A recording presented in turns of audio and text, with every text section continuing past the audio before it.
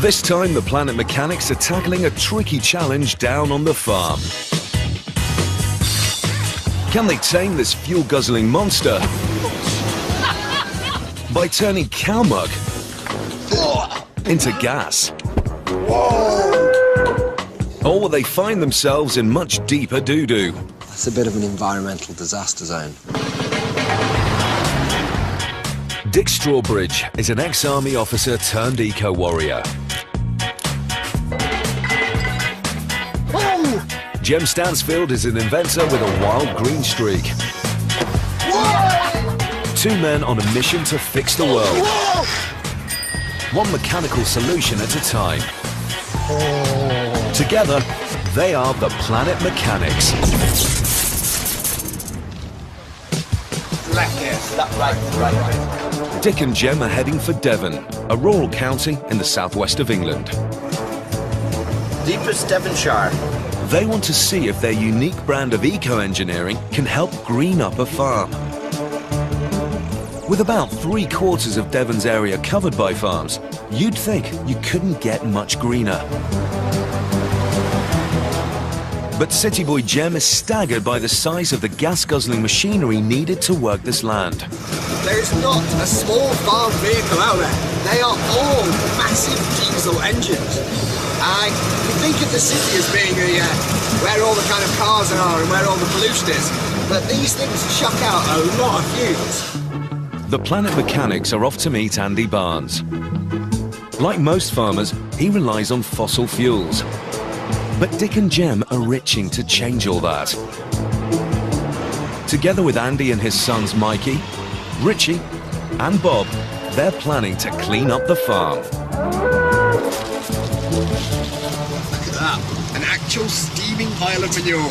You don't get more farm than that. They will be working out of the back of this former livestock transporter.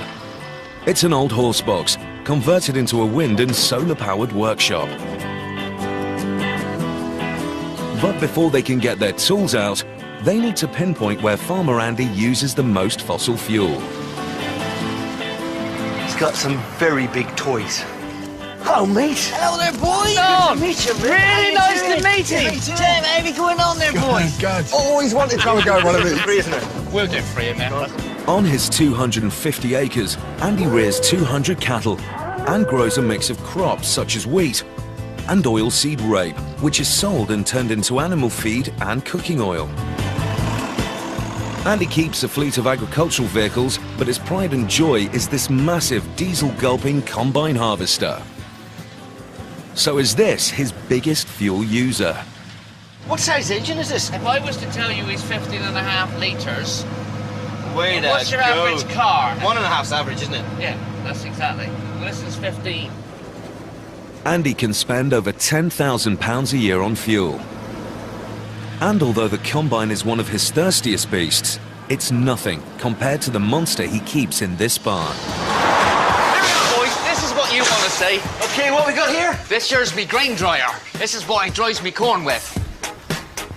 Grain can't be stored if it's too wet.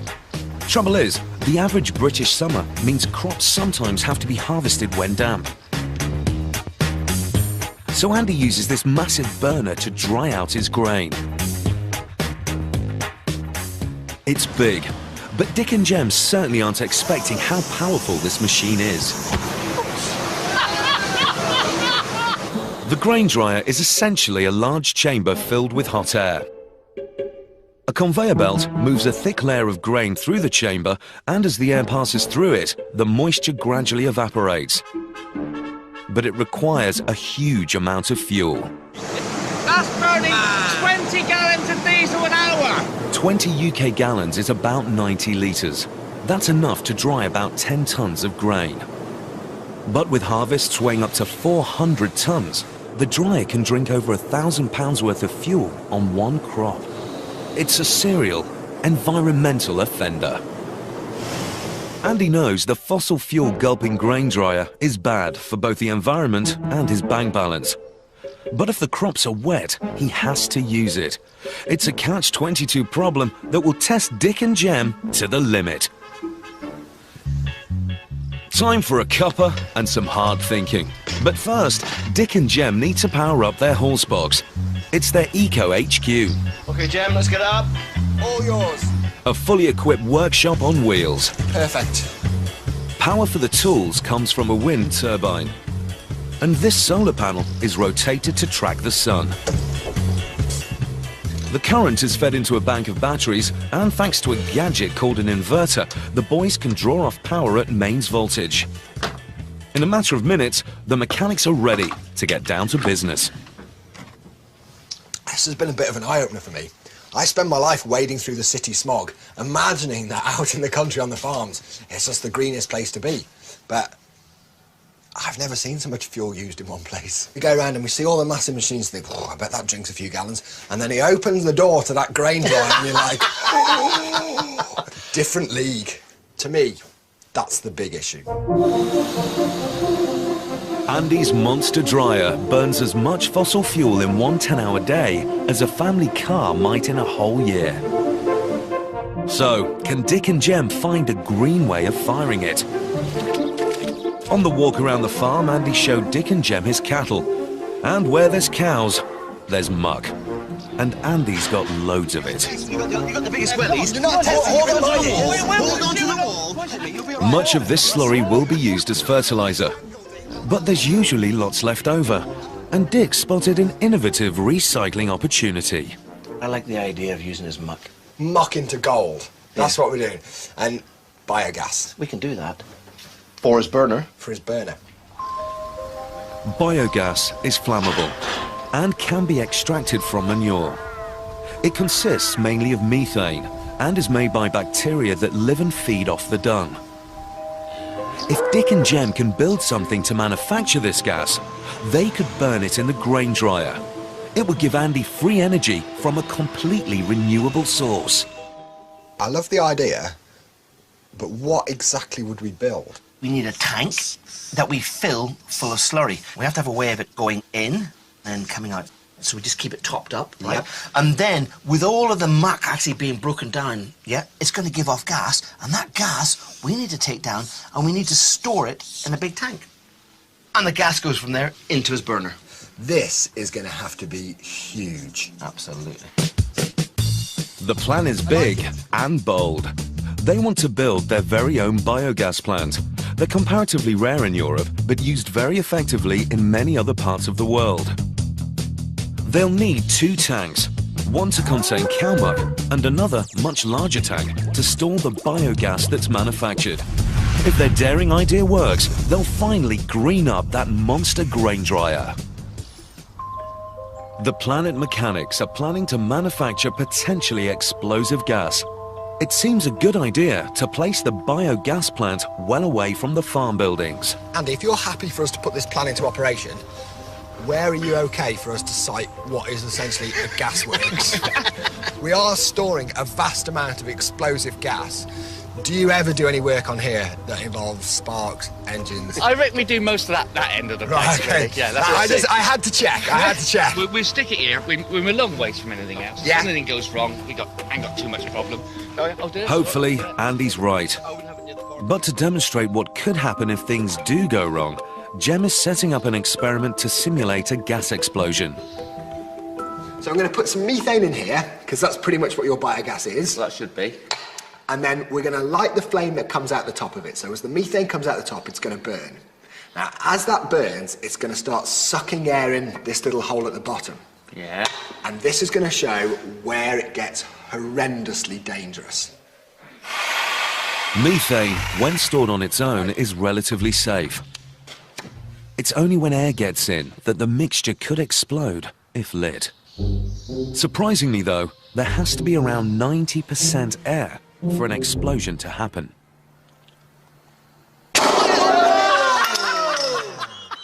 But this is just a small-scale demo. Dick and Jem want to manufacture thousands of times more gas than this. And if enough air mixed with such a large amount of methane, the results could be catastrophic. The normally jolly Andy is looking worried. This is no time for second thoughts. If Dick and Jem are going to green up the grain dryer, they need to get on with the job. They're off on a shopping trip on Dick's biofueled motorbike. It's looking good, mate. And he's got the connections. Andy's tipped them off about a tank. They could fill this with cow slurry and use it as a digester to make biogas. As the digester, we've got holes in it, which means we can get the slurry and the muck into it, yeah? Pipe to put the slurry in, another pipe to take the gas out, and then some kind of sealed hole going in to kind of agitate the stuff while it's in there. Farmers are natural-born recyclers. They just hate throwing things away. After all, who knows when somebody may pop by wanting to buy a rusty, leaking, rotten old muck spreader. Easy, Barnsey.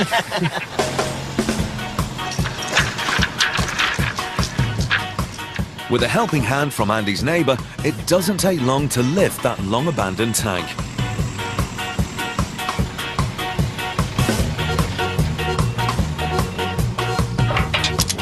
And with Andy at the wheel, it's a good idea to firmly secure that load. Good digester, mate. Yeah, so long as it's still on there by the time he gets back to the farm.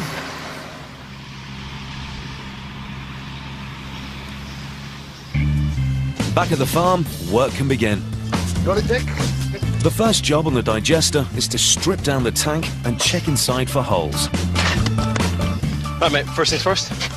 I think we should lob this off, and then we'll be able to see what the damage is inside. Dick and Jem are delighted to get stuck into some good old-fashioned metal bashing. These eco-engineers love having a practical problem to solve, and if there's a solution that means recycling old materials, they couldn't be happier.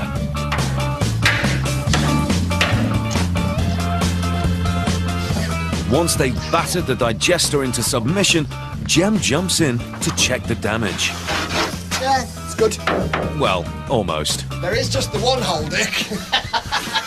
Probably could do with patching this one. The digester gets its name because the muck inside is digested by bacteria, living naturally in cow manure. Given a bit of heat and a lack of oxygen, the bacteria should happily munch through the muck, making plenty of flammable methane. Pleasant. And to make sure the digester offers a happy home for the bugs, the guys are going to install some special features. Firstly, Jem's making a muck mixing device to give the bacteria constant contact with lovely, fresh, turned manure. Because the blades, the way they are, you can either push it through the muck this way and the sharp end goes through and it goes through fairly easily. But if the muck's really thin and runny, then you send the bucket end in and you get much more agitation. It should, one way will work. Window's done, mate. Dick's adding extra comfort with a central heating system. Bacteria like it warm and make maximum methane at about 35 Celsius. To help out the bugs, he's connecting up a system of domestic radiators. Cheers, Mikey. Careful, careful, careful. That's very, very important. I'm looking at... Is that something at my house? That radiator is what's going to be providing our heat.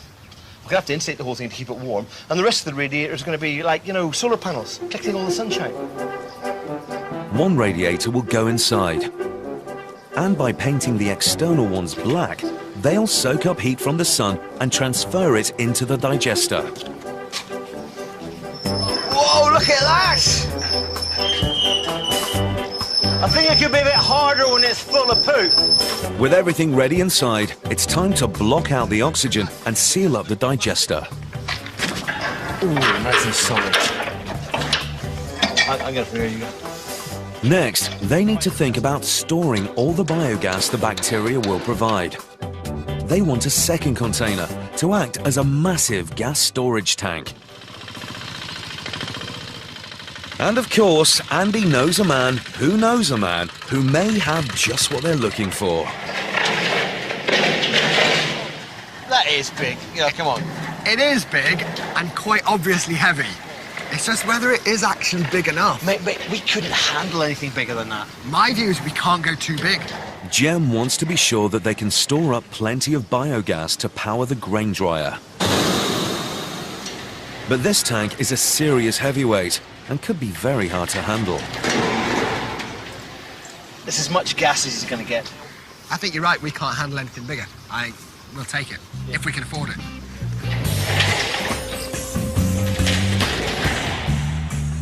This old tank weighs about 2 tons and has a volume of around 20 cubic meters.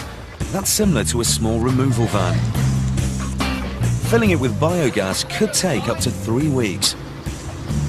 Trying to fill this up with gas is going to be a good challenge, yeah?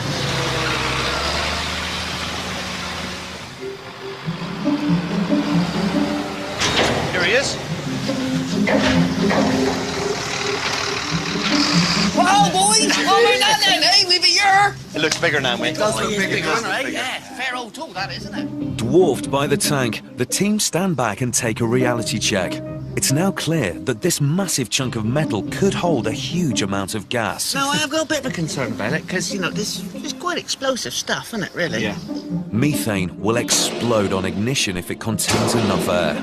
So it's vital that the tank has no holes. And there's only one way to check. This wasn't how I imagined I'd start my potholing career. Mate, this is not nice. And leaks aren't the only hazard. They're horrified by the thick glutinous oil oozing out of the tank. I mean, that's what's just dripped out while we've had it sat there overnight. It is dodgy. That's a bit of an environmental disaster zone. Right, I'm going to go in there and see what it looks like. It's a filthy, stinking job, but somebody's got to do it. It's clear who's drawn the short straw. Dick stands well back. As Jem explores the oily chamber, Dick is poised to help out. It seems the storage tank doesn't contain any unexpected holes, and Jem thinks he can deal with the oil. You can scrape it off. Good. I reckon we can get the worst off with that, and then we'll have to look at some sort of jet wash, pressure wash thing. You're not taking me seriously enough nowadays. Jem's got a long, unpleasant job on his hands, scraping off the tar-like oil. But it's clearly a one-man job, freeing up Dick to get on with all those other vital tasks. Definitely rather him than me.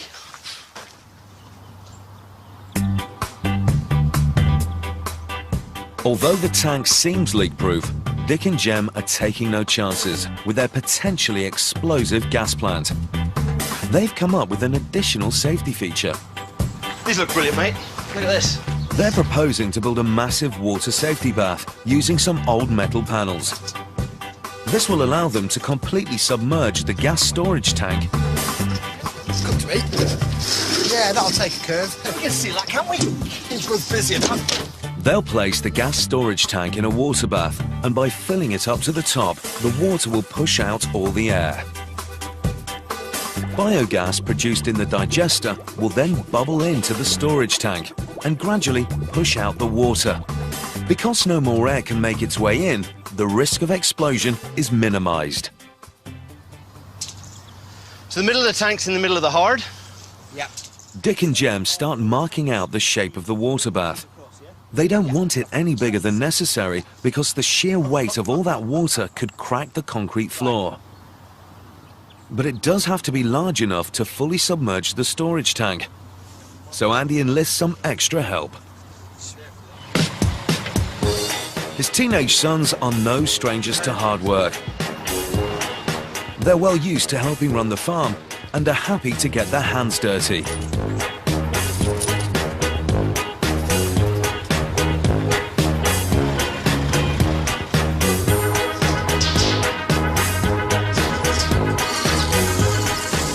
With 3 panels in position, the water bath is soon taking shape. Don't you? Late afternoon. As the rain pours down, the bath slowly goes up. Stick another nut and bolt in. This looks spot on. And you say it doesn't leak? Hope not. got a fiver on it. He's got a tenner on it. Yeah, got 5 for each of us. To help make sure the water bath doesn't leak at the bottom, they seal it with a layer of concrete. Boys, we gotta get this down as quick as we can, otherwise we'll be swimming in it. Next, they start some metal braces to strengthen the sides. Any adjustments? By the end of the day, Project Biogas is looking well underway. But there are some very dark clouds on the horizon.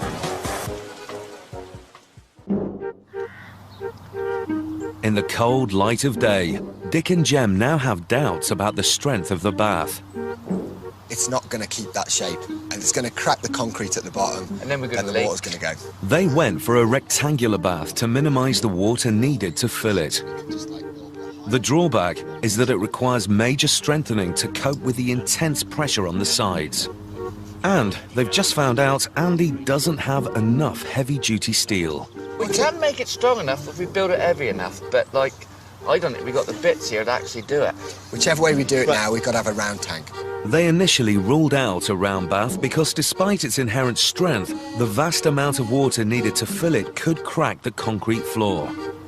But if they now want a round bath, there's just one drastic solution. They're going to have to cut their storage tank in two and place one half upside down in a smaller, round bath. The gas will bubble in at the bottom, causing the inner tank to float up. This will reduce the amount of gas they can store, but it's their only option, given the time and materials available. Can I borrow your cup a sec? There's our tank, and then in a matter of hours, get rid of one half, keep the other half, put it into this, make this round, and then as the gas comes in, it creeps up, and then the gas goes out, it goes back down again. It's a setback, but there's no time to waste. The Planet mechanics pick up the pace and get on with Plan B. A nudge from Andy's digger, and the job is done. Good job, Mr. Barnes. There we go, that's a proper job. They dismantled the large bath, and a smaller round one is snapped together. It's rain, so as you look rain. The structural problems have been easily corrected. But Dick and Jem know the change of plan has dealt the project a major blow. We wanted to make a gas storage tank that could power Andy's burner. Yeah. We ended up having to compromise on just getting the biggest one that we felt we could handle. Now we've got to cut that tank in half. I don't know if we've got a prayer of powering that grain dryer. The inconvenient truth is that the grain dryer consumes huge amounts of fuel. But now they've only got half a storage tank, and Dick and Jem know they won't have enough gas to fire it for a useful amount of time. But the Planet mechanics refuse to give up. They're determined to leave Andy with a truly workable alternative to fossil fuels. So, is there anything else on the farm they can use to fuel the grain dryer? We need to burn something, and it has to be convenient and easy. And the answer might be growing right under their noses. Andy's oilseed rape. This crop is known for its yellow flower, but it's the tiny black seeds that are useful. Farmers grow it to be crushed and turned into cooking oil. On here, it says oil burner. I was wondering, he's got that crop of rapeseed. Yeah, he's got a lot of it. I know you can squeeze oil out of rapeseed, so he just squeeze the oil out of rapeseed and just feed it straight in there. Yeah, okay, well, I think that's really... The idea is to make their very own rapeseed oil here on the farm. You go peeking. It would be a sustainable and locally sourced way to fuel the grain dryer. So Jem is using this workshop press to see how easy it is to squeeze the oil out. Right, mate, how we doing? All right, I just thought I'd do a quick experiment to see what it's like to press it out with hydraulics. Jem switches on the press. Ooh, that's like pure rapeseed oil. extra virgin, first pressed. The oil looks good, but there is one issue. How much do you think we've got there, Dick? Teaspoonful? You are joking, that's not a teaspoonful. Okay, like half a teaspoonful. It's clearly not enough oil. They need to get hold of an industrial press. Most are capable of making a litre of oil from every 3 kilos of seed. That means Andy's crop could run the dryer for about 30 days. Dick and Jem have found a viable, clean fuel for the grain dryer. But going down the rapeseed route leaves them with a half-built biogas plant. Unless they can come up with a new use for the gas. The Planet Mechanics' quest for a green way to power Andy Barnes's grain dryer is at a turning point. With the biogas idea on hold, Dick is searching for an industrial press to make rapeseed oil. Look, it's an oil press, and it's continuous feed. That's 10 litres an hour, so it's taking about a third of its yield. That's very good. Compared to us. The press looks ideal, but it runs off a large electric motor, which means using up more fossil fuels. But Jem's had an idea. If it can drive off an electric motor, it can drive off a petrol engine. I don't see why not. I know you can run petrol engines on propane because the conversion kits cost very little money indeed. If we can run it on propane, there's every chance you can run it on methane. And what have we just been making out there? That would be a really neat solution to using our gas effectively. The idea is to power the rapeseed press using an engine, which they'll convert to run on biogas. I think we found a way of turning cow muck into oil, and to be honest, that sounds like the holy grail to me, because we convert the cow dung into methane. The methane goes into the former petrol engine that drives the press that squeezes out the oil. It's the whole lot. I think that's amazing. Jem's eureka moment is brilliant news for the project. They now have a complete system that will power the grain dryer using resources from the farm. The grand plan will consist of 4 stages. First, biogas will be produced from cow manure in the digester. The gas will then be collected in a water-filled storage tank. Next, the gas will be piped into an engine converted to run on methane and attached to the rapeseed press. Finally, oil is generated, which in turn fuels the grain dryer. As simple as that. The Planet Mechanics are on a roll. Now they're determined to convince Andy that eco-fuels are a usable option for farmers. Andy, this is agricultural red diesel, fossil fuel you know and love it, right? That's the stuff we put in the tractors. But look at this. This is biodiesel. It's made from vegetable oil. Have a smell of that. It's got nearly the same properties. Yeah, it smells similar, doesn't it? Yeah. We've got to prove to you that this is as good as that. And I've got a suitably agricultural test in mind. This way. To show that fuels made from crops have plenty of grunt, they've set up a tug-of-war between 2 equally matched tractors and 2 reasonably matched drivers. Keep on. Okay, hold it there, hold it there, hold it there. That's perfect. Go! Dick's tractor is fueled with biodiesel. Andy is running on fossil diesel.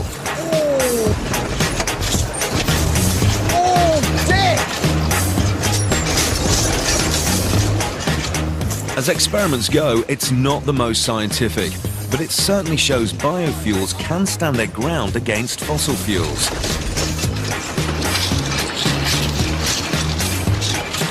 Yeah! Andy Barnes!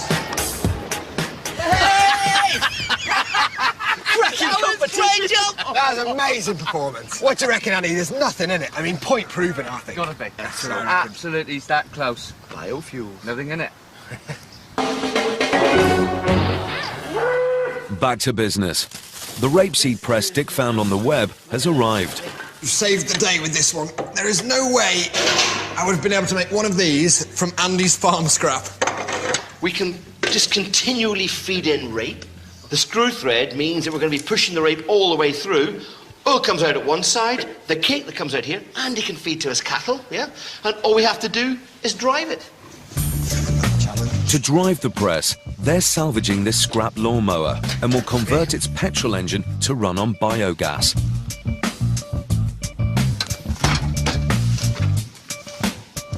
It's surprisingly simple to make a petrol engine run on gases like methane. Normally, an engine needs both petrol and air. It combines them inside the cylinders where a mini explosion creates the movement. However, if the petrol is disconnected, it can be replaced with methane by adding the gas directly with the air. The engine requires no modification. The only requirement is the correct pressure on the gas. A bit of tinkering later, and they're ready to test the mower using methane from a canister. Let's get it started on petrol and let's squirt some methane in and see what happens. That should then just mix with the air to create an explosive mixture that makes the pistons go up and down, and we shouldn't need the petrol at all. Get the methane ready. Get the methane ready. Let's get it started and then just turn off the petrol. The plan is to start up the mower, then pump methane directly into the engine. If it keeps going when they disconnect the petrol, it's a success. Here we go. We've got pressure.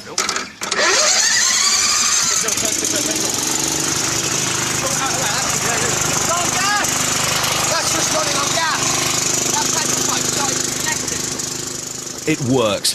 The lawnmower runs on methane, which means it should run on biogas. Absolutely marvellous, isn't it? Ripping job. We've got natural power. Yeah. Okay, now we have to use it. Andy moves in to attach the lawnmower to the rapeseed press. You ready for this, mate? Yeah, ready? Yes, Dad.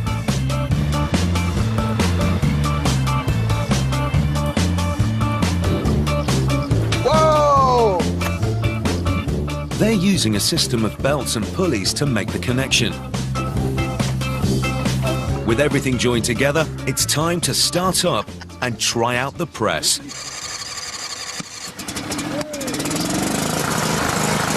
That's totally running on gas, no petrol. So see if you can take the load. You ready? Here we go. I'm ready.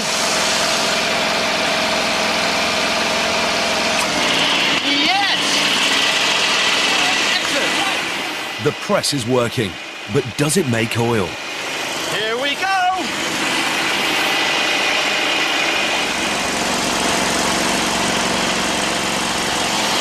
That's oil!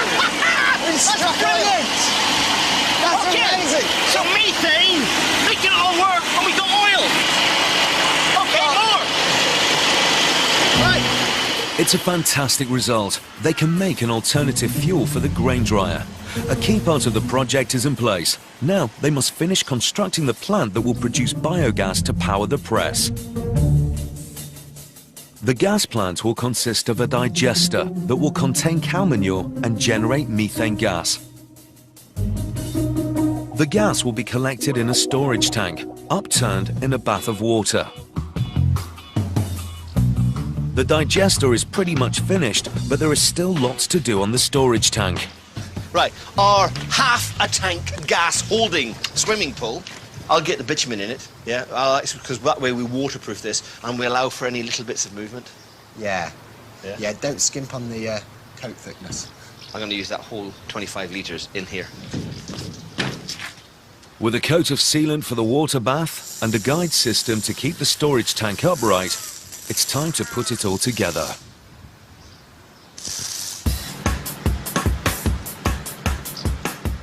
The first step is to set the storage tank in position. Even though it's been cut in half, it's still an impressive sight. There's not many people got one of those in their garden. The upturned tank needs to be positioned exactly in the center of the water bath. So come about here, Richie. Not yet, no. Right, how are we on the measuring sticks? That's perfect. Right there, hold there. You're 89 and you are 93. I think we'll live with that. Andy, spot on. It's within 5 mil all the way round. Perfect. As the dust settles, Andy can now see just how much gas will be on his doorstep. I've got oxyacetylene bottles there that I weld with, and they're like this big. and that will create a horrendous amount of flame and gas. And we had got something... I'll tell you the truth, I think I need to check my insurance policy. Next, the water bath has to be built up high enough for the internal tank to be fully submerged.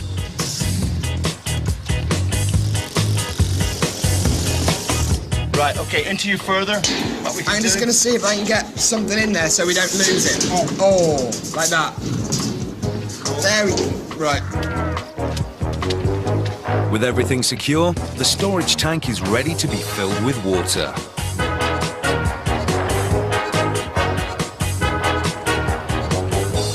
I never promised whether that's going to leak or not. It's a tank we're worried about. Close another tenner. Let's get some water in here. Right. As the water floods in, there's two things on everyone's minds. Will the storage tank float up? And more importantly, is that bath watertight? Oh, look, you got a leak there. I'll cost you a tenner. Just practicing, Andy. Nothing there. Just practicing. But then, Andy spots this. Oh, dear. It's a small leak caused by the force of the incoming water. It's not at the bottom of the tank and can be easily fixed. That's trivial. To be fair, that's not classed as a leak. I'm more interested in the bottom. We can fix it, Andy. As more water goes in, they're waiting to see if it will float. That sounds like the tank's moving. We should be over there watching it, yeah? Come on. If we've actually heard that noise, which must have been the tank moving, yeah? That means there's enough water to start it floating, which means we seem to be doing quite well on the bottom, don't we? The bottom does look good, and that is probably the biggest issue.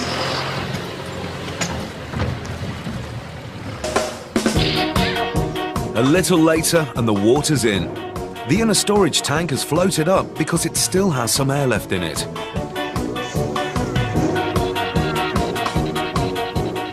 Dick, if I let the air out, do you want to check what kind of pressure we're getting? Go for it, mate. All right. It's good. Dick, that is brilliant news. The release of air shows the storage tank gives plenty of pressure. It's the big moment. Jem's ready to feed that digester a big helping of muck. On, Andy, go, mate. Do not turn this on until I'm ready. There's some jokes that I just don't laugh at. You say that. I smelled that slurry quite close up. Right, that's quite a long way down the inlet pipe. Are you ready for the slurry? Fire up the poo tube! Here we go. You ready? Hundreds of litres of somewhat watery slurry enter the digester. While the gas is being made, small amounts of extra manure will need adding to make sure that there's fresh food for the bacteria. Dick uses a dipstick to measure the correct depth inside. It's filling quite quickly. How's that? When it's half full, we add the culture. The culture is a concentrated dose of the special bacteria needed to make biogas. Here comes the culture.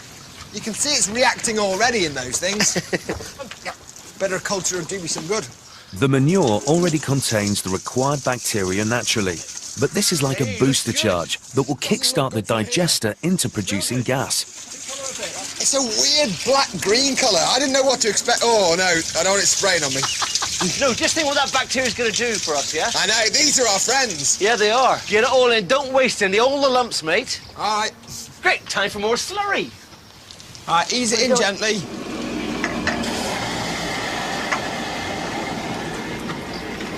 That's us. We're filled.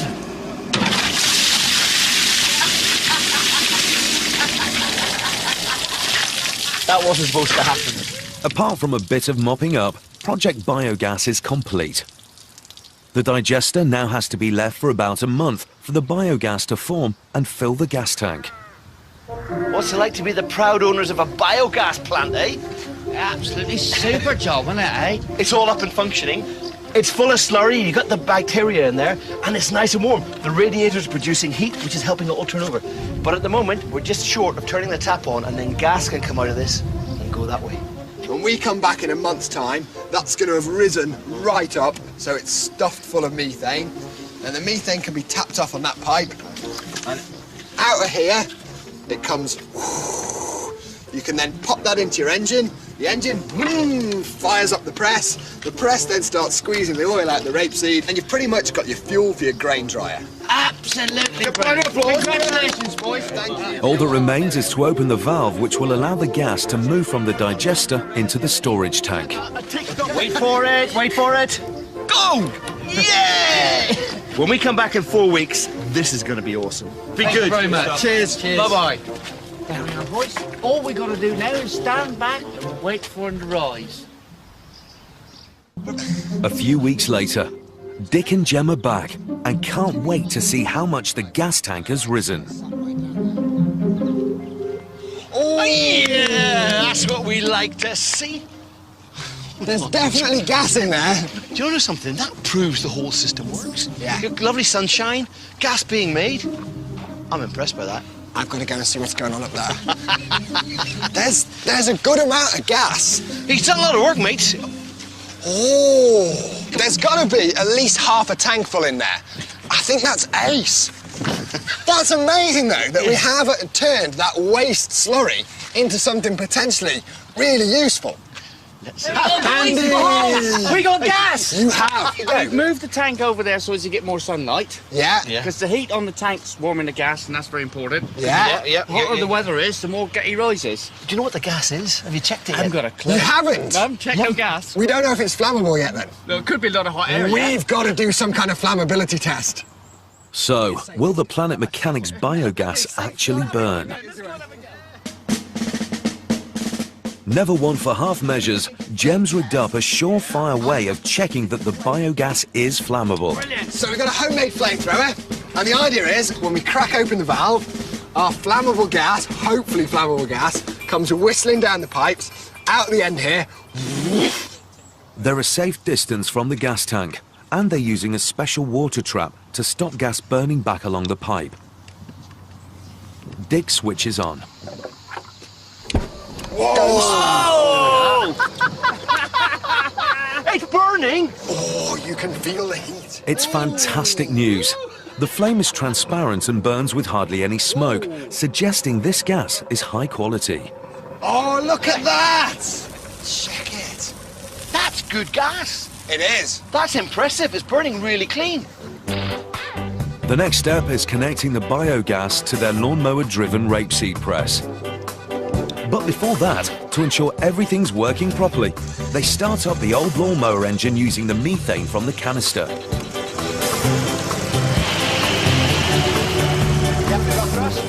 A test batch of rapeseed is poured in. And out comes the oil. I want to do some cooking with it. Jem likes to taste I do, I love it. Right. So the last remaining link in their no fossil fuels chain is going to be making the oil using biogas. Right, so now we've got biogas coming all the way through to this point. They start up the mower and get ready to switch over to biogas.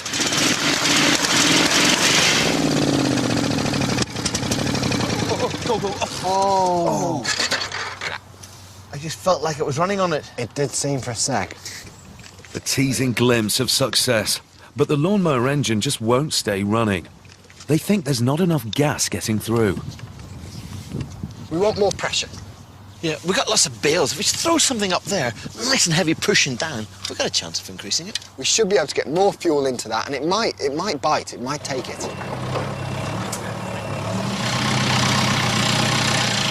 By pushing down on the storage tank, they will force more gas out and increase the pressure. And after giving the engine parts a good cleaning, they've done everything they realistically can to make the lawnmower run on biogas. Gas on.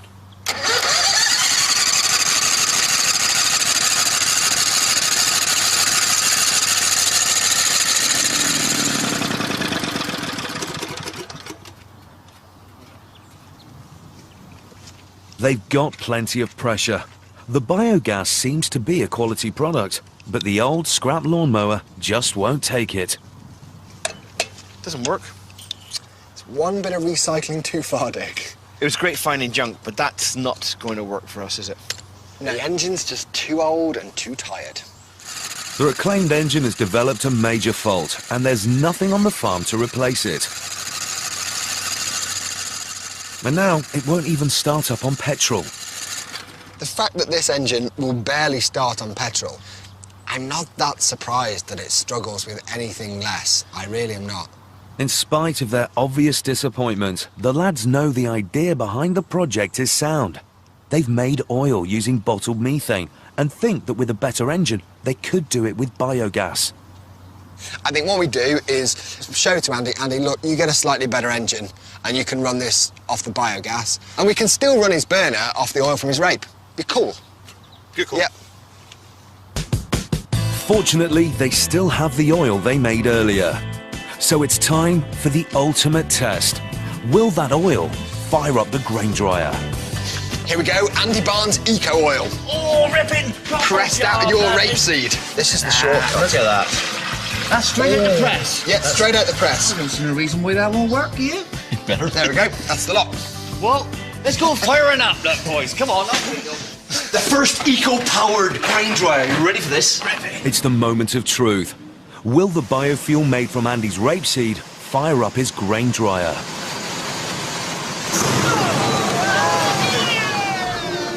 Success. It's an amazing achievement to run this fuel guzzler on a sustainable alternative.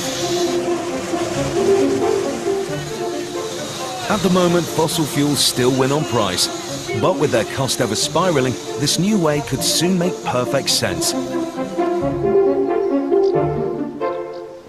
As for the biogas plant, until Andy can get hold of a better engine, they've probably got Britain's only cow manure-powered barbecue. I tell you what, we cook breakfast down here every morning, Mick. Not quite the right size for the grain dryer. It's amazing. We're cooking on cow muck. I never thought I'd be happy to do that. It doesn't smell at all. We've got cow muck turned into gas, and it's working well. And we've used rapeseed to run the grain dryer. How much better? Good work. Cheers, mate. We couldn't do it without you. It's been a pleasure. Richie, you're a star, mate. You're a star. Keep working on that side stuff, though. Are they ready yet? Exactly.